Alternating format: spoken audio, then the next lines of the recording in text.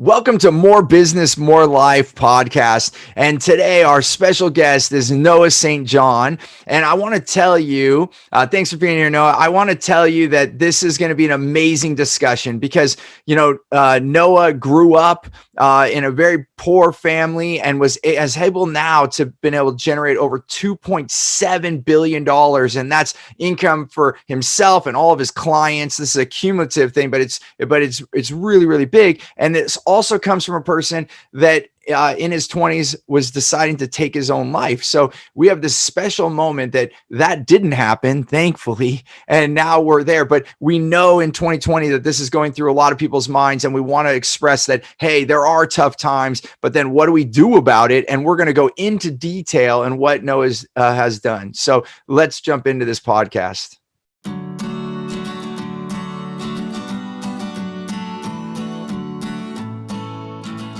Noah, thank you so much for being on the show. I'm excited. Thanks, Steve. Great to be here with you. Yeah, it's been a while. Did we meet in 2010? I remember it was Awesomeness Fest, which is an awesome place to meet, right? Well, I had the opportunity to speak there a few times at Awesomeness Fest. So yeah, that was one of the places where we were. And I know we've seen each other at many conferences over the years. So it's great to be on the show with you. Thank you so much. And thank you for being here. And I think, what prompted me the most to have you on the show is obviously it's called More Business, More Life. And when I think of your background, all the things you've been doing since the 90s, that you really showcase this, that you can have the life that you want. And with More Business, More Life, I'm big on not sacrificing. In fact, for me, and I'd love to hear your opinion, but when I find myself sacrificing, that's an indicator that I might be on the wrong path. Not that I want to give up on my dream, so my whole saying is don't give up on your dream, but be willing to change the path, that you get there. And so the idea behind this show is that we can have both. We can have our abundance and we can have the life that we want. So just first off, I don't know your opinion around that. Like how do you find your indicators when you're on path or off path? Yeah, Steve, I mean, that is so true. I really love what you just said. And I do love the topic, More Business, More Life, because that is something that I work with my coaching clients on all the time. I work with entrepreneurs, but also organizations, companies, and associations, because that's something we're all looking for right now is how can I reach my business goals, my financial goals, without having to sacrifice my family, without having to sacrifice my friends, my social life, without having to sacrifice my freedom. And, that's something that I think we're all looking for right now. In fact, like one of the things that I do is I have a program called the Online Business Retreat where we teach exactly that, because it's so crucial that people need to understand that when we talk about sacrifice, there are different types of that. So in other words, how can I put this? Like you when you want to reach a goal, like losing weight, let's just use that as an easy example, right? Okay. You may have to stop eating junk food. That's a pretty obvious thing, right? But in business, a lot of times people think, because you see a lot of the gurus out there and they always talk about the hustle and the grind. They're hustling and they're grinding. They're hustling and grinding. And it's like, do I get to have a life? Or it's all about the hustling and grinding, I'm like, I'm tired over here, do I ever get to live? And so what I like to remind my coaching clients, both, one-on-one and in groups and in virtual events is, listen, what's the purpose of your business? Your purpose of your business should be to serve your life, not the other way around. It shouldn't be that you are living to work. And see, my dad was a workaholic. And so I have those tendencies too, because I come from a poor background. I grew up poor in a rich neighborhood, but my father comes from Czechoslovakian peasant stock. That's his dad. His parents were Czechoslovak, peasants literally in Czechoslovakia. So, I'm a second generation American. Actually, my father was born in Canada, but nevertheless, my point is that, that work all the time was just pounded into my head when I was a kid. So that's been one of the challenges that I've had. And I see many people have this, is living to work as opposed to making sure your business serves your life. It's And this, you just nailed a statement that I say is choose the life you want and design your business around that, not the other way around. And you and I both know so many people, we're talking, millions and millions. I mean, we probably could say the B word, probably a billion people. They go for the money, they go for whatever career. How many CEOs have you and I both talked to that we thought, oh, when I reach CEO, or then I'll have the life. And then it's like, no, actually you just reached the starting line. Now you're the CEO. Good luck. Here you go. And you create like basically like a treadmill that you don't know how to get off of. Right. It's yeah. That's right. And so going back to that idea of designing your life first and then your business to serve that, so many people I know are watching this program, Steve, and they want those kind of insights, the tips, the strategies, the how-tos of, well, how do I do that? And I think most importantly is realizing first that you can do that, because like I was just saying, so many people that I coach, whether they're CEOs, whether they're solopreneurs, whether they're entrepreneurs or companies, associations, teams, C-suite teams, they are so focused on that bottom line, but they forget that that's not really the purpose of life. I don't think. I hope not. Well, I'm with you. I'm with you. I think we're meant to live, and the more we get away from living on this planet, then the more we get away from the essence of life. And I think it's calling for us. And I think that's why people get so tired. And you're right. Like going back a few things that you said, there's so many, there are people right now, maybe even recording at the same time we're recording. And they're telling people, I've heard it so many times, even now, if you're not working 18-hour days, you're not an entrepreneur. Totally. Like actually putting that as part of the definition. Totally. And Totally.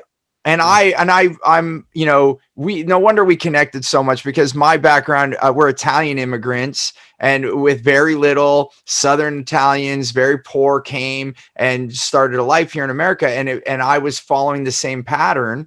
Mm-hmm. And so now with all your success, having created billions of dollars, between yourself and all your clients and all the things, and I think you have like 15 books, I think now. So, and there's so many things, and we can talk about that success. What I'm most curious of first is, what was the turning point for you? Like, did you just watch your dad and say, that's not for me, and you started off right away? Or did you start out following his footsteps and working really hard and then you changed? I'm just really curious that if you could say what it was like before all this success for you. Yes, absolutely. I did. I grew up poor in a rich neighborhood, and I know that's a total cliche, but it's totally true. I grew up in a little town called Kennebunkport, Maine, which just happens to be one of the wealthiest communities in New England. But my family was dirt poor, and I mean that literally, because we lived at the bottom of a dirt road in a drafty, unfinished house that my parents actually ended up losing to foreclosure.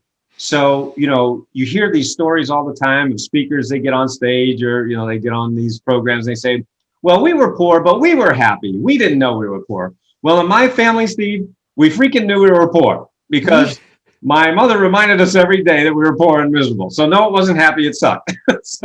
No, it wasn't fun at all. It was awful. But so I hated that life of poverty and fear and lack, not enoughness. That's what I grew up with in my family. But right down the street, I saw that there was great wealth and abundance, literally, like down the street. I'm like, why is it? You hear speakers also say this all the time. Well, the secret to success is hard work. You just mentioned it, just work hard and everybody's successful. Yeah. Well, my parents worked, both of them worked really, really hard, and they were never successful. So I'm like, that's not it either, right? So hard work, no, that's not the answer. And so from a very young age, I just hated that poverty, that fear, and because I saw there was another way to live. And so I was like, well, how do I get there? And so I am a nerd, just, that's what I am. I love reading books. I love studying. I love getting down to the molecular level and just figuring things out. I just have to roll up my sleeves and figure it out. So I just went to the library and started reading every book I could on success, self-help, personal growth, Dale Carnegie, Napoleon Hill, Stephen Covey, all the classics, right? And I really, really tried to put them to work. But as hard as I worked, as hard as I tried, I just couldn't seem to put it together. And I was really struggling. I was doing all these survival jobs. At the age of 25, I was so frustrated. I'd been trying all these things for so many years. I actually decided to commit suicide. I decided to take my own life at the age of 25. because I was so frustrated. When you work hard and sacrifice and you have success, that leads to the feeling of satisfaction, right? But when you work hard and sacrifice and you don't have that success, that just leads to frustration and depression most of the time. That's certainly what it was for me. So I just decided I'm done with this life. Now, at the very last moment, my life was spared. I talk about that story in my books and in my programs. But my point is, I didn't know why I was still here, but I realized that I must be here for a reason. And I didn't know what it was. So I decided to devote the rest of my life to serving God and serving humanity as best I could while I was still here on the earth. But I didn't know why I was here on the earth. I still didn't know my purpose. So I went on another long journey to try to find my purpose. Why am I here? So I went back to the library, started reading more books, but this time the spiritual books like Louise Hay, Neil Donald Walsh, Marianne Williamson, Deepak Chopra, the spiritual thinkers of our times, Ernest Holmes and people like that. So in 1997, that was really the next turning point for me, when I was a 30-year-old college student, and I had really the epiphany that changed my life when I discovered what became known as the AFFORMATIONS method, not affirmations, but as you can see here, AFFORMATIONS.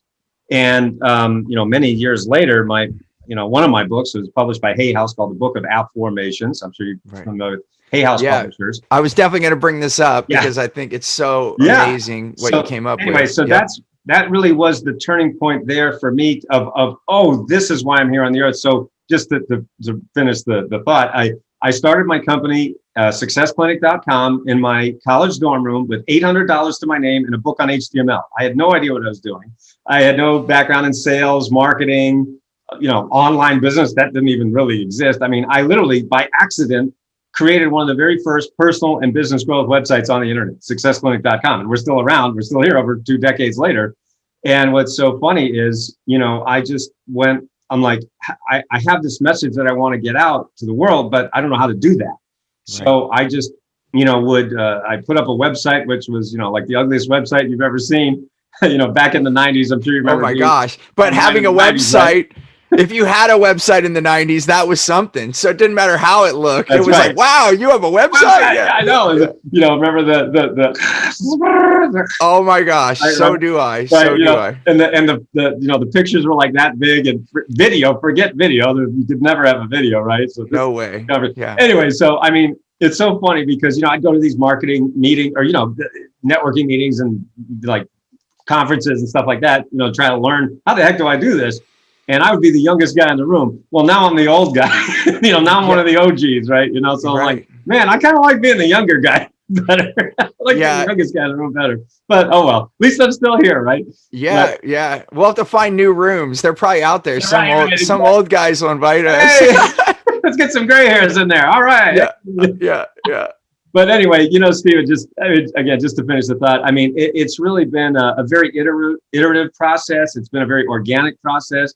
And, now we've had over 1 million people that have, joined what we call the AFFORMATIONS revolution, literally teaching people how to change their subconscious thought patterns, how to change their beliefs, change their lives.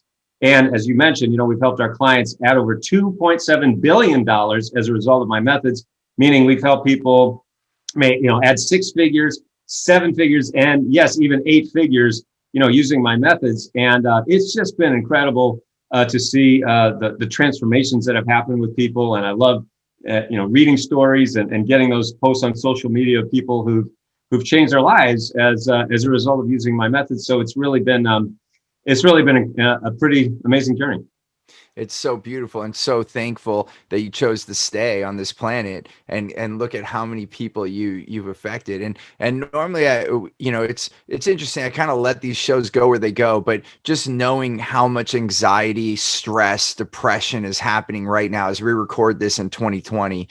I feel like an urge to go back to that moment when you were 25. And I know it might be a sensitive subject, but I know you're a sharing man, and that's what's got you on so many stages. But like, was there like a specific thing that made you get to the thought of like, what, I'm done? Like I want, and let's talk about the good side too. But, obviously you're here. And so we had we're going to have a happy story at the end, but can you, maybe because, someone might be thinking this, and I know it's happening because I've had discussions. Some of my clients are dealing with their staff members and noticing they have suicidal thoughts. And so I think it's just a big topic right now. And the fact that you brought it up, I'm grateful that you're vulnerable and you were willing to bring that up. So, what do you remember, like what the trigger point to finally say, I'm going to throw Of the course, towel? I remember. Yes, I remember very distinctly. And I just want to share for everyone watching and listening to this program. I never actually used to share that story because I didn't want people to take it the wrong way. I didn't want people. I was afraid that people would say, "Oh, he's just trying to get sympathy. Oh, he just wants to, people to feel sorry for him or something like that." And I'm like, it's nothing like that. That's the exact opposite. And what was so funny was I was on a program like this once a few years ago, Steve, and the interviewer was just asking me, and for some reason it just bubbled up from me to share that story. And I'd never shared it in public anywhere. And all of a sudden, like the response that I got was overwhelming, and people were writing in and they were, just messaging me. And I was like, whoa, I didn't know this was so powerful. And I realized that I'd been keeping it to myself, like I said, out of embarrassment, out of fear, whatever it was. And I said, okay, well, that's not coming from the place I want to come from. Right. And now that I am sharing I'm sharing that part of my story. And as you mentioned, the nice thing is it has a happy ending, so hello, I'm still here. So yeah, we got good news. Right. So it's like, okay, I didn't do it. I think that's the punchline. So, but yes, I do talk with lots of people who have faced similar, moments in their life. So for me personally, and it sounds so stupid when I say it. So when I say it, it's going to sound ridiculous. But again, I want people to realize that, it doesn't matter really what it is for you. For you, it may be very serious. So for me, what it was when I was in my 20s, I had prior to that in my teens and early 20s, I had been a professional ballet dancer. So not belly dancer, ballet, BALLET. Yep. So I am probably the only person in the personal and business growth industry who made a living lifting ballerinas. I'm pretty sure I'm the only one. So my point is, I had a career-ending injury when I was 22. I blew out my groin lifting a ballerina, literally on stage, and I lifted and it went top. And I'm like, oh, okay, well, so much for that career. So it was very short. But so after that, I'm like, I don't know what am I supposed to do now, right? I'm 22, and I'm like, I don't have any real, education or whatever. So I moved out to Los Angeles.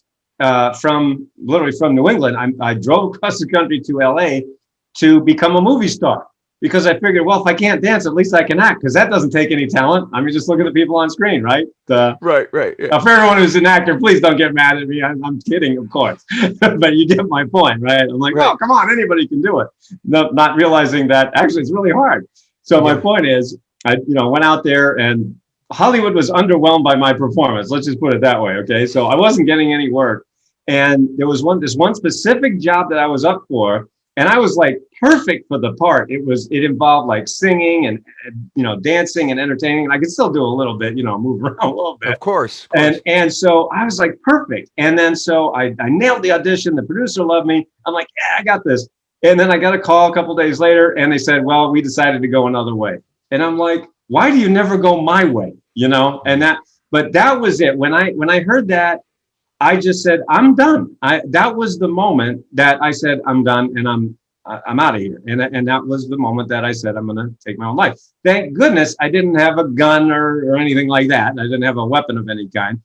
I was going to actually put my car in a garage and just, turn it on, and there you go. Now, this was, of course, before the internet. I must have seen it on a movie somewhere or read it somewhere that, that's how you do it. But what was funny, and thank goodness, ironic, is that I actually was living in an apartment building that only had those open car bays. So I didn't have a garage. So I said, I'm going to get in my car and drive around North Hollywood, California, which is where I was living, to find an open garage to pull my car in. And I actually did, believe it or not. I found an open garage that I could have just pulled my car in. And what happened was, at that moment when I was going to do that deed, which of course there's no coming back from, in the corner of the garage, I saw a child's bicycle. And I said, Noah, you can't do this. You can't kill yourself, asphyxiate yourself in a place that has a family, there's a child there, this is going to traumatize them for the rest of their lives, possibly. And so you can't do this. So it was like a message that I Yeah. took, a message from God, the universe, that says, you can't do this. So I just pulled away, and that was the last time that I contemplated suicide. And so that, again, I share that story not to be overly dramatic or something, but I really do want people to realize that if it hadn't been for that child's bicycle, I probably wouldn't be here right now. So I do want people to realize that there's hope. And that was the thing, Steve. And I want people to realize this. I felt so alone. That was the thing that got me to that point. I felt totally alone. I didn't have anyone to talk to. I wasn't talking to my family. I really didn't have any friends, didn't have a girlfriend. So that's what I want people to realize, is just reach out. But you have to take that step. You have to ask for help. And that, for many people, is or can be the hardest thing to do. I understand, and two parts to this, and then a question. I feel the same. That vulnerability. We think, oh, I don't want anybody to take pity on me. And my wife and I lost 4 babies between our son and our daughter. And at first you're like, oh, don't talk about that. That's not fun stuff to talk about. But then we were willing to talk about it, and as we did, we started realizing how many people have lost babies, Yeah. or miscarriages or different things. And then we noticed, wow, this is a gift to open this discussion, because many of the people we talk to, they're like, what, I never talk about this, but because you brought it up, hey, let's talk about it. And it's really, vulnerability has really become a big, which wasn't a thing for me. It was always be tough, get through the, as part of that hard work mentality. So I just want to honor you taking this to share. And and like you said, your story is your story. Someone else might have something drastically different. It might even seem worse, but it's not in that moment, because for you that was like the worst thing. And so I want to honor that. And then I'm curious, if we zoom in just one more step further, when you left that, and I've heard this before, like a window of time passes, so that so thankful for that child's bike, right? And then that window passed. Then the next day, did you just wake up and say, oh, it's not that bad, let me try something else? Or what was the next day? If you could just continue the story, because other people might be thinking about this. So I'm just curious. Yeah, for me, I didn't know, I still didn't know my purpose. That was really it for me, Steve. It was, I don't know why I'm here on this earth. And so, see, because prior to that moment, I thought I was here to, be an entertainer, be a movie star or whatever. And that dream was not going anywhere. I mean, I wasn't getting any jobs. It was just failure, rejection, rejection, rejection. And I wasn't happy at all. See, if you look at the movie stars who made it, the Harrison Fords, Matthew McConaughey, or people like that, Matt Damon, they always talk about just the constant rejection. So that's part of it as you're starting out in your career. Right. But they realized that they were just going to do it no matter what. I didn't have that kind of commitment to that, Yep. and so I was getting rejected, and I was just miserable. So that can be a clue for everyone, again, watching and listening to this program, is because I'll give you another example of what I'm talking about. My good friend Jack Canfield, who I know we know, and is a friend, he talks about with Chicken Soup for the Soul, right? That when he had the idea for Chicken Soup for the Soul, that he went to different publishers to see if they wanted to publish this book. Hey guys, I got this idea for the book, Chicken Soup for the Soul. Well, he was rejected by the first publisher, by the second, the third, the fifth, the 10th, 20, 30, 40, 50, 60. He was rejected 144 times before he ever got his first yes. So what does this mean for you, for everyone listening? It means that when you have a real purpose, a real mission that really is inside of you, I think that at the beginning, for most of us, we're still going to get rejected a lot. But there's something inside of you that says, okay, I'm going to take that rejection and I'm just going to be stronger. But if you're not on the right path, then that rejection just takes you into that depths of despair. That's what happened to me, because I was not on the path that was really right for me. And so now that when I went, to answer your question directly, the very next day after that happened, I said, I got to find where I'm here on this earth. because I am very unhappy trying to be an actor, a movie star. I'm miserable, and I know I'm going to keep getting rejected. So this isn't it. So I literally just studied books. I just went to the library and I just devoured every spiritual book that I could, like I shared earlier, Yep. and those teachers, Deepak Chopra, Marianne Williamson, Ernest Holmes. And I also found a church for me that spoke to my soul at that time, and it was a church, a North Hollywood Church of Religious Science. And it was a different message than I grew up, because I was raised Catholic, which for me was saying nothing you ever do is going to be enough. That everything, you're not enough. No matter what you do, you're not enough. And I believed that because that's what I was raised. And going to this different church, I said, the message was, well, God is right where you are. And I'm like, what? I thought God hated me, and I really thought that, believed that, because that's basically that's what I took out of it anyway, growing up. So my point is, for everyone listening, what this means for you, find that community, find that connection, whether it's with one person, whether it's a coach, a mentor, whether it's a church, a community, a Facebook group, a meetup group, whatever. So, because we're all on this journey together, there's 7 billion of us, but yet so many people feel alone.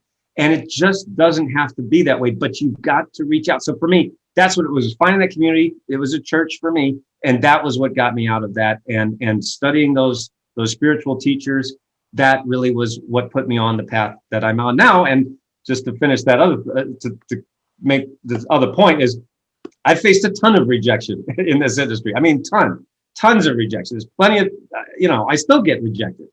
But the point is, I know I'm on the right path. So it doesn't really hurt as much. It's like stepping over. It doesn't hurt as much. Right. Yeah. I mean, it definitely, there's going to be points, but you're like stepping over it. There's no question about the direction. Right. It's just, that's where it goes back to the path. And so what I'm hearing, and just to reiterate this, to have a little bit of an echo and to pinpoint a couple things that I heard you say is, and this is one thing I think that, especially as men, like I know when I grew up, it wasn't okay to express your feelings or those things. That definitely wasn't okay. That was expressed to be a feminine thing. And, and I think, hey, women are really smart beings, and they can do a lot of things, and they also have feelings, and so do men, and it's like both sides.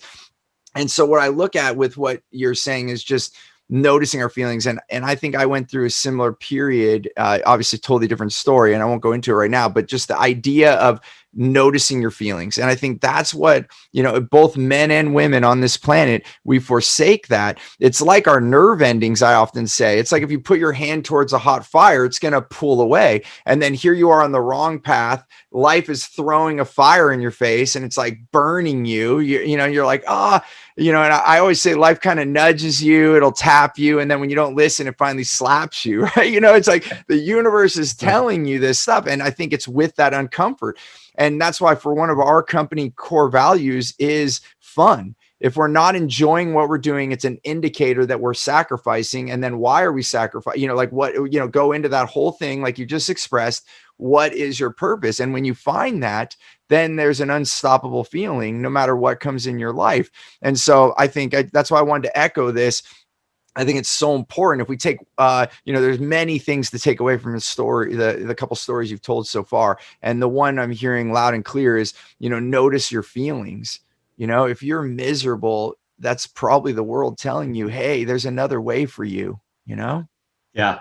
Many of us have accepted just being unhappy as, well, that's the way life is.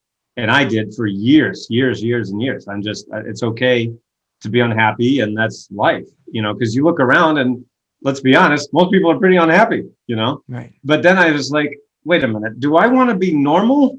I mean, is that the goal here? I'm like, because normal's not great. Normal is like bad mostly, and no, I'd rather be abnormal and be happy. So, you got to pick one, man. And so, and on this entrepreneurial journey that we're on, and for everyone, again, watching, listening to this program, that it can be very weird, like to go to a class reunion or a family reunion, and you're the only one, and you're like the outlier.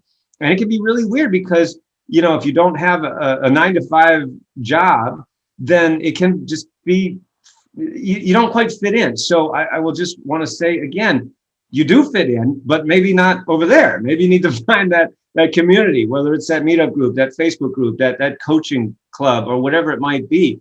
That's why we have all of those, at Yeah. successclinic.com. We offer all those because I felt so alone. And I know Emerson said what is most personal is most universal. And so I know that if I felt alone for most of my life, probably a lot of people are feeling that too. That's why we have all these resources available for people. It's so good, Noah, and so grateful for what you bring to the planet, and why I wanted to have you on the show. And I have a sign back there, but it's too small for you to read. But it says, "Life is about finding your kind of crazy people, your kind of crazy." And that's the thing. Is like, what is normal, and really, it's just a collective of finding people that are like-minded. And now we're in the day and age where, when you and I grew up, it was who was in your neighborhood and all this. Right. Now you can be global. And because I speak and teach around the world like you, my son, one of his best friends, lives in Sydney, Australia. It's not, and if we're in California, so it's not like, hey, Dad, I'm going to go outside. I'm going to ride my bike over to my friend's house. It's like, hey, Dad, when do you think we could fly to Sydney? It's like, right. We're in this global world. So why I bring that up is it's much easier. You might be the only one in your little town that's like you, but you and I both know there are others, and you can find people you're kind of crazy. It might look crazy in your town, but then it's completely normal somewhere else. So coming back to this path, that's right. Okay, let's say your purpose. Mm-hmm. Okay, so we got through that step, right? Then it still can get uncomfortable. And that's where I still notice my feelings. And I love your interpretation of this. Then that's why I always say, okay, don't give up on your dream. It's kind of like you said there was many rejections. And I'll bet, even if you didn't know at the time, and I didn't know when this was happening to me, each of those rejections was like a dead end. And then instead of trying to break down that wall, which I tried, believe me, I tried. Mm-hmm. And oh my gosh, did it hurt, right? Then it was like, oh, go on this path, you can still get there. Like, from my house in California to your house on the other side of the country here, we could, I could take many roads to get there. And I think what happened for me, and I think many other entrepreneurs and executives, is that we fix on a plan, and then we just focus on that road, even though we find out later that road was abandoned. A new interstate was built like years earlier, and it would be just nicer to go there. So when someone knows they're on path, how would you put that? Like, how do you start to notice the nuances to navigate through still what could be painful? Yes, absolutely. What's so amazing about what you just said, I love what you just shared, because you can't turn on social media these days without some new guru coming along and saying, hey man, here's the next coolest thing, right? And I made $7 billion kajillion doing this, blah, blah, blah. Right. And I mean, and there he's in front of his Lambo and, the private jet and all this stuff. And it's like, hey, man, look how cool. And they're like, oh, man, I want that. All right, let's try that. And you go down that road and it's like, wait a minute, they didn't really say anything. What the heck is this, And then you're like, oh, man. And so then there's the next guy and the next Lambo and the this and the that. Now, I'm not putting down nice things. We all want to have nice things, right? We all want to take care of our families and go on fun trips and vacations and whatever. But what I am saying is this, that what I see, one of the big problems that I see people doing, entrepreneurs, people who want to have that impact, that influence, and that income, is they're just running around trying every new marketing hack under the sun. And there's 20, 30, 50, 100 a day. And we are just absolutely on overwhelm. Most of the people who hire me, that's one of the first things that they say to me, Noah, where do I start? There's just so much out there. What do I do? So a big thing that we do with our group coaching, with our one-on-one coaching, and, again, even when I'm speaking at virtual trainings for conferences, for companies, associations, is clearing out the clutter. And we say, listen, what is it that you want? Okay, yeah. Let's go back to which we started this conversation of, what is it you want? All right. What is your destination? And forget about all the noise, which is easier said than done, because there's a lot of noise, right? It's and a lot of squirrels. A lot of squirrels, right? Like, woo, yeah. Exactly. A lot of squirrels. And see, that's another thing about being an entrepreneur, is a lot of times you hear, I hear this all the time. I'm sure everybody listening to this program, watching, has heard this too, is, oh, I have entrepreneurial ADD, right? I'm sure we've all heard that phrase, entrepreneur, meaning I can't focus on one thing at a time. And I'm here to call bull on that. I really don't believe that's actually a thing. Now I know that's very controversial, but just listen to my point. Here's what I think. When you find something that works, do you stop doing it or do you keep doing it? Hopefully you keep doing it, right? But that's the thing. What happens is you try the thing and it doesn't work out the way the gurus say, because it never works out the way they say, right? Because they're like, oh, you just flip a switch and money pours in. Really? Oh, okay, let's try that, right? Right. No, it doesn't. But I mean, that's what they make it sound like, right? So you try it and it's like, oh man, it didn't really work the way that they said. So you go, oh, I'll just throw that away and I'll try something else, try something else, try something. So it's literally like you keep hitting a home run and stopping on first base. You know, it's like, well, wait a minute. Why don't we keep doing this thing? Going back to my Jack Canfield story, you know, imagine if he would have gotten that one rejection and said, oh, I guess I'm not meant to write a book. Okay, Yeah. what else should I do? Right? I mean, 1, 2, how many of us can honestly say we'd keep going after the 10th rejection, 20th, 30th, 50th, 100th, 120, 140 rejections and keep going? Right. You see, that's why we're talking about Jack Canfield, right? Yeah. That's what I'm saying is you've got to understand that it's very, very rare to have the first thing work out the first time. But you've got to realize that if you would just keep going, usually the thing tends to work, because there's 1,000 ways to make money. 10,000. How many? I don't know how many. There's thousands of ways. I've interviewed and I've helped people. I've coached people. There's just so many ways. And technically kind of everything works if you think about it. You know, there's this guy does Facebook marketing. This guy does YouTube. This guy does Twitter. This guy does Pinterest. I mean, there's a million of them. And technically they all work. But none of them are going to work if you just go and just hit a home run and stop on first base. So I would just say keep plugging away, but also do get that coaching, get that mentorship, get some help, get some outside eyes on your project. So that way you could say, well, wait a minute, am I going in the right direction? Am I following directions? Or am I going off base here? That's what a coach or a mentor can help you with. One thing that they can help you with. 100%. And I think that was the toughest part for me. There's some similarities in our stories. You know, it wasn't so I grew up in Silicon Valley, and there was a lot, you know, during that period of time, the 70s and 80s, that were like, oh my gosh, craziness, right? All these, you know, it was Silicon Valley, right? You hear all the stuff about Apple, all that stuff was happening. My dad was in a meeting when Steve Jobs was pitching Hewlett Packard, and they said no, they turned him down, you know? So so that's what's happening. So my dad, was a crazy hard worker, and we did have, middle class life, but was always going to go broke. Like, they knew how to make the money, and there was always, so like there was this thing of me, you know, and I said, okay, I'm not going to be my dad, because my dad always worked for all these companies, and I wish I had a dad, because I would go to bed at night, he would still be working, I'd wake up in the morning, he would be already up to the next day, and I'm grateful for what he gave us. You know, we had a house and all those things, but we didn't have him. He gave his whole life to have that, you know, place. So fast forward, and why I'm bringing this up right now is that I went and I started a company at 19. And then I wish I could tell you I figured it out quickly, going to your point, but no, by the time fast forward to 31, and now I'm married and I have my first child, and I still haven't figured it out. And I'm looking at myself, I'm like, oh my gosh, I'm worse than my dad. I'm working so hard to not work, and that doesn't work. It doesn't work. And it was hitting all those things, and it was getting a mentor. That's why I brought this up. It was because, and you know, the thing is, I didn't even ask for it. Someone dragged me to a workshop, and I was like, are you crazy? If I'm not working, I should be with my son. Why am I going to go to a workshop? That was my mentality. And then I saw this man on stage share exactly what I was going through and how he overcame it. And I'm like, what? This exists? And, you know, when I speak to youth now, I've been asked to speak at high schools. And one teacher asked me, he said, Steve, there was a teacher that asked the last question. He's like, last question.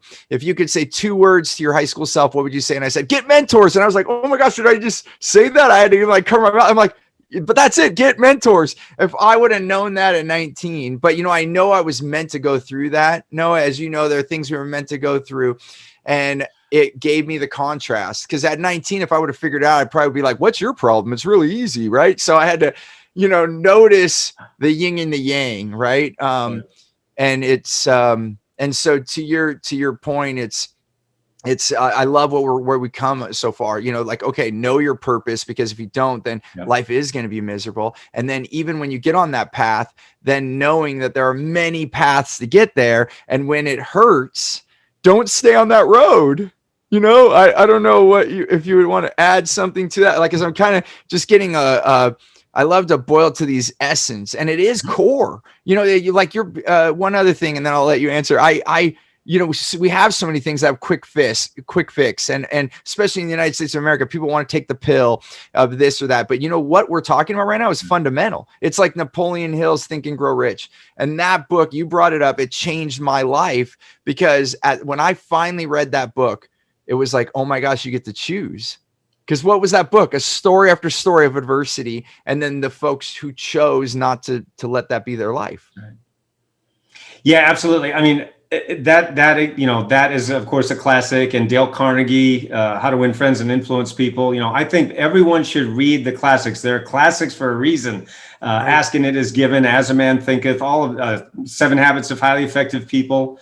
I mean, these are things that I think even if you've read them, you might want to revisit them, because of how foundational, how powerful, and how crucial they are. And so that's what you were talking about, Steve, is, when the thing is painful, you've got to realize that probably somebody else is going through it. I'll give you a quick example. People ask me all the time, how have you written 15 books? How have you published 15 books? From a Hay House book, and then, we self-published a book of Head Trash, and then Nightingale Conant, Power Habits, and on and on and on, and Chicken Soup for the Soul, published my first book. How have you done that? And I always answer, well, I did it by doing it. A lot of people have that book inside of them, but because they're allowing themselves to get distracted by all the noise, they just don't do it. So, when I sit down to write a book and, literally map out the whole promotional process, which, for those of you who've ever published a book or dream of publishing a book, I mean, it takes anywhere from a year to 18 months to really do it right. Not that it takes that long to write the book, but we're talking about the promotion and the marketing of the book, because right. Writing for me is actually pretty easy, even though for most people it can be really hard. But the marketing is hard, the promotional part, the marketing. And that could be years.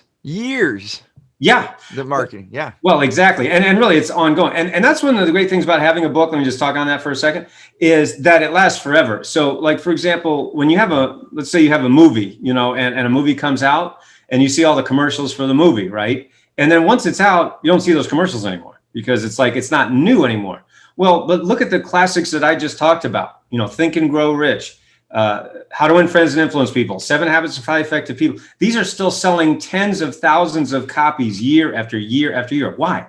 Because they're good, because, people love them, because they help people. So your book should be that, can be that. And that's the thing. I mean, I still have people who are buying my earlier books that I published over 10 years ago. And I just got somebody wrote me on Instagram yesterday, hey, I picked up your book, Secret Code of Success, and it's awesome. I published that book over 10 years ago, and I'm like, great. I'm glad, I'm glad you like it. And I got some new ones too, if you want, Yeah, right. But that's the thing, I think that people, Jay Abraham talks about this all the time, that you're not in it for today, you're in it for forever. And I heard that interview with him and Tony Robbins years ago, and that was really affected me, because when I heard that, I said, wow, because as you stated, we're all, Americans tend to be, particularly Americans, but probably a lot of other people too, want the quick fix, want the magic bullet, which doesn't exist. It just doesn't. And so, but that doesn't mean you can't get help from somebody that's done it. Like, for example, people hire me when they want to publish a book, when they want to have an online course, when they want to build their sales funnel, when they want help with traffic or marketing or mindset or habits. I mean, these are things that I've helped thousands of people with, because I've done it for 2 decades, but it goes even before that. Like I said, I've been studying this for over 40 years. My point being is that for everyone out there, you have something, a gift to give to the world. But if you don't package it up and then learn how to sell it and market it, then it's gonna, I hate to say it this way, but it's gonna die with you. And that's what we don't want. If I had taken my own life, all of this that I've been able to share, that I've been very blessed and privileged to share, would have died with me.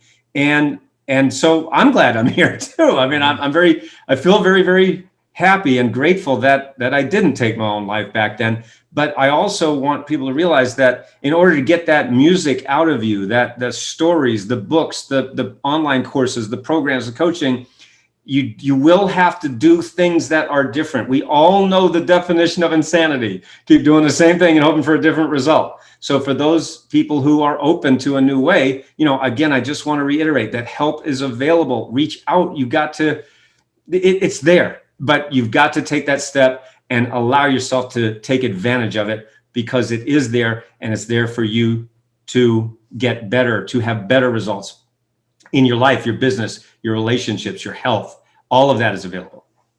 It's so beautiful. No, and I love the pinpointing the different. It is just different. And I often get quoted, and I know a lot of my team and a lot of my clients, they love this quote that I say, success doesn't always feel normal. Because whatever was normal for you, and then you're reaching for your success. And most of us think about when you're reaching for what you don't have yet, then how do you know what it feels like? And then when you step into that, I've seen people, they're stepping into their success and they go, oh, something's wrong. And I'm like, no, it's just different.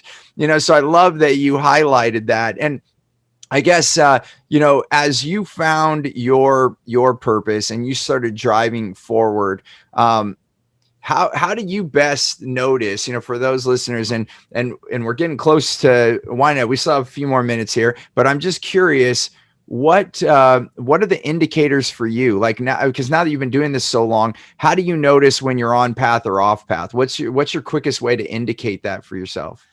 I think there are two ways, Steve, and I think a lot of entrepreneurs, watching this program can really relate to this. I look for inner clues and outer clues. So the inner clues would be feelings, like we've been talking about. Yeah. How do I feel? Now, this is tricky because, as you just stated, and this is something I've been teaching my clients for many, many years, is as you become more successful, as you're walking up that spiral staircase of success, is what I call it, you're going to have, it's going to feel uncomfortable at first. Why? Because you haven't been there before. It's like going to another country and you're like, I don't speak this language. This is really weird, but there's people there who speak the language, right? Yeah. So that's another reason to have a mentor, because someone has the perspective that can help you and say, no, you're doing fine. It's okay. It's okay to feel those feelings. So that's the inner clues. But then the outer clues are pretty obvious. And those are called, profit, money, And so like if something's working, like for example, we have these ad campaigns, which I'm sure, we all have ad campaigns running. Right. You can see it's pretty obvious. Is the thing working or not? Does it cost less to get a customer than that customer makes me? And if the cost to acquire a customer is higher than the cost of that or the value of that customer, well, then you've got a problem there. So that is an outer clue, right? To say, maybe I need to adjust my offer. Maybe I need to adjust, my targeting, whatever. So, I mean, that's a very, very specific point, but that's what I mean, to answer your question, those are the kind of clues that I look for, the inner clues, which are those feelings type of things. And I just can't stress enough how important it is to have a mentor, because you could be feeling weird, uncomfortable, strange, even scared. And yet you're doing it exactly right. You're like this, you're fine. And sometimes we just need that other person, that outside perspective to look at you and say, yeah, you're doing fine. You're right on track, or to say, well, you might be off track, right? You might want to try this adjustment or that adjustment. For most people, it's so funny. And this is what I say about marketing all the time. The thing that sucks about marketing is if you miss by an inch, you miss by a mile. That's what sucks, because you could just be so good and just have one thing missing, and it flops. And sometimes you just don't know what the heck it is. It's like, man, I'm pulling my hair out. And again, that mentor can come in and go, oh, it's right there. You're like, seriously? I didn't even see that, right? Because you're too close to it. So that's 100%. Another great reason to have a coach, mentor, and very, very important. It is a guide, just to bring a metaphor to what you just said, I think many of us have been to corn mazes. Have you ever done that? Sure. Like during the holiday, the Halloween months or whatever? Yes. So I've taken the kids quite a few times, and one year they had this gigantic one, and they built this catwalk that went over so you could watch people in the maze. It was crazy. It was the only time I've ever seen that. Yeah. And they're like, don't go up there until you've gone through. It's a spoiler, right? So you go through, and it was one of the hardest ones too. I was even wondering, are we going to get out of here? Or, it was going to start to get dark. And I was like, okay, we found our way out. We go up on the catwalk, and then we could see people getting stuck right where they're, and I had two experiences from that. One, I had gone through the maze, so I had a little bit more awareness, which a lot of mentors have. And sometimes, but I bet, I would have put money on it that if I went up on the catwalk and I had not gone through the maze, I still could have directed people because I had that different perspective. And that's what happens with ourselves. It's really hard to look in the mirror and coach ourselves. Every once in a while, like you and I have both done, we can read books, but then again, we're getting a mentor without meeting them, right? We're getting those ideas in our head and we're giving it a try, but there's nothing that beats getting on the phone with someone or meeting them. And then you get, like what you just said, you either get confirmation that you're in the right direction and it's just, that's what's normal and you didn't know it, or two, you're on the wrong path and it's nice to know it a lot quicker. Who wants to go all the way down the road and have to turn back and start over? So I'm 100% with you. Like, one of the best things I did in my life, in fact, to just iterate this one step further, in my 20s, like I told you, I worked really hard. Well, what I didn't even realize during that time, I lost $4 million. I made and lost $4 million in my 20s. And when I met my mentor at 31, I felt like a complete loser. I'm like, I'm an idiot. Look at me. Like, here I am. And being in Silicon Valley didn't help, because you have all these other people that became millionaires, and like they had one website, like you said, in the 90s that hit it off. And I'm like, oh, I'm just a loser. I can't figure this out. And then I started to realize that how great, he's like, how many people lose $4 million in their 20s? And I was like, oh yeah, I finally had something to be grateful for. And then he quickly showed me that I wasn't that far off. It's like you said with the marketing, it was like, just tweak that. And it was like, oh, you can do that. And it's like, oh, and so I'm with you. It's one of my best keynote speeches. Like when I'm, is teaching people how I changed my life, having a mentor, That's right. So we got about 4 minutes left on our time, and it's never exact on this show, but it's pretty darn close. I try to keep it pretty close. But I guess what is triggered through all these stories is like, how do you find a mentor? That just popped in my head, like, because people might be listening to this like, oh, great. And, you got to meet Jack Canfield and help with your first book, or this, or I got dragged to a workshop and met my mentor. But like, there's probably a lot of people out there like, how the heck do I find a mentor?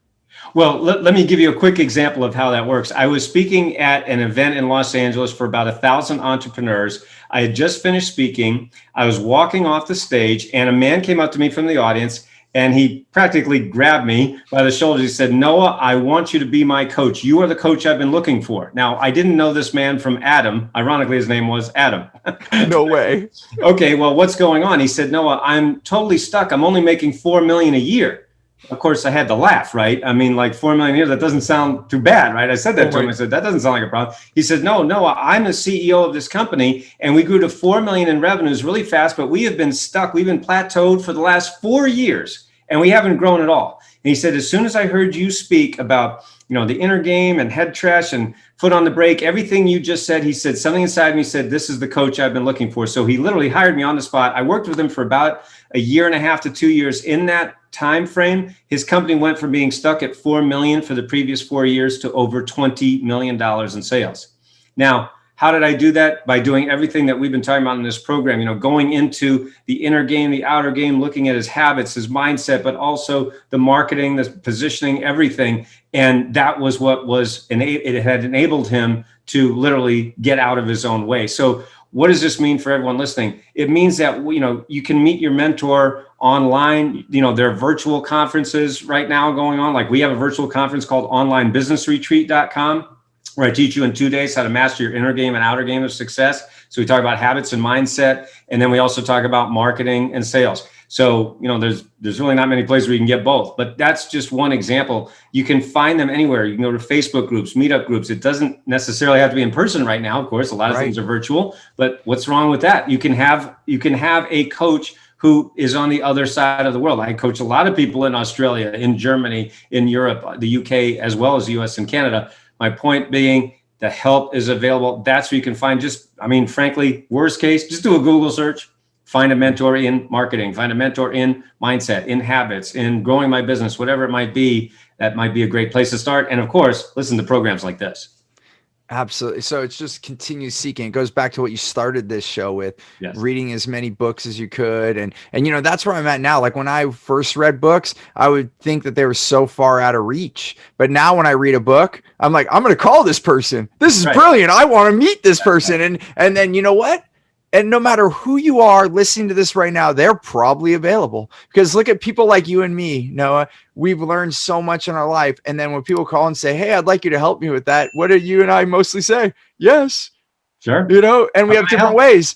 Some people can afford maybe some one-to-one. Some people come to one of your classes. And so you're much like me. We have a whole different ways. Or maybe they just spend $20 and read one of your books. So there's an opportunity at every price point. Right. And to your point, it could be free. It could be listening to this program. So start wherever your price point is, and then allow yourself to know whoever's out there in the world. There's chances are a lot of successful people think that they're jerks. And you know what? I found the opposite. I'm not saying there aren't. You and I both know there are people we won't hang out with, probably not because we want to just push them away, but just it's not fun. And then there are people that care, like you, and we're there. So I think, just keep looking, just iterating on what you said, just keep looking. And it goes back to what you did. Grab as many books as you can, so. And online courses and yes, calls and meetups and whatever you can. I mean, with that connection is priceless. The connections are priceless. So, I think books are a great place to start, but let's be honest, they can really only take you so far. You've got to implement. Sometimes you need that hand holding. You need those questions answered. I get a lot of people who hire me who say, I've tried everything. They name every guru, and it's like, I'm still stuck. And so, we're able to get them unstuck. We're able to get them to, that destination that they were looking for, like that story of Adam, that I just shared with you. We blew away all of his expectations. He was hoping to just double. We increased his business by 6 times in less than 2 years, just because of following, my methods. And I want to just let people know again, the help is out there, and go take it, get it, take advantage of it. It's there. Don't be scared. That's it. And the books, it's almost sophomoric sometimes. There are people out there that could read one of our books, one of my books, or one of your books, and then they could go run with it. But they're the smallest percentage, right? Most people, they go try and they're like, oh, that thing doesn't work. But really, again, it was the little bit of tweaking, and that's where the Q&A, that's where the connection comes. And let's face it, you and I wouldn't be on this call together right now if we didn't get out there at events. That's how we met, at events. And then we saw each other at multiple events, and I'm like, I like Noah. Because you and I have so many similars. Like every story you told, I could tell a story we have so much overlap, and it's so beautiful to see your success, see how much you're helping people right now, and that you have so much available for folks to help. And we'll definitely put that in the show notes and the things you mentioned. So if folks want to get in touch with you, that is amply available. And thank you for your service, because, we need, this is what we need. We need people to keep helping. And, there are a lot of people, I guess, in closing, as we wrap this up, is that, they're especially 2020. We know there are people are waking up, like we said, some people are depressed. Some people might be feeling like that day that you got in your car and looking for a garage, and we know that's happening, and we're here, and I know if you reach out to me or you reach out to Noah, and there are many others out there that want to help. So I think this has been a beautiful conversation. And I can't express my gratitude enough, Noah, for you coming on the show and sharing your stories and being vulnerable and allowing others to hear you so they can hopefully find the direction for themselves. So thank you for being on the show today, Noah. My pleasure, Steve. Beautiful. All right, everyone. So another great show, and we look forward to having you on the next one. And as always, remember, choose gratitude and create freedom. Thanks for listening to the More Business, More Life podcast. I hope you got value. And if you did, we have so many more things for you at stevenapolitan.com. You'll be able to connect with us on social media. We are active. You can ask us questions. And then on top of that, I want to give you a really big gift. And it truly is. We want to give so much value. We have an offering. It's a program called clear path to customers. It's the same way that we attract wow clients and only working with the right people, the people we want to. And it's transformed my business into millions more in revenue with the right people and my clients. And we're doing it absolutely free. So you can go to stevenapolitan.com and grab that. You just got to put in your information. We'll send it to you promptly. And that again is on stevenapolitan.com. I look forward to having you on the next show. Until then, remember, choose gratitude and create freedom.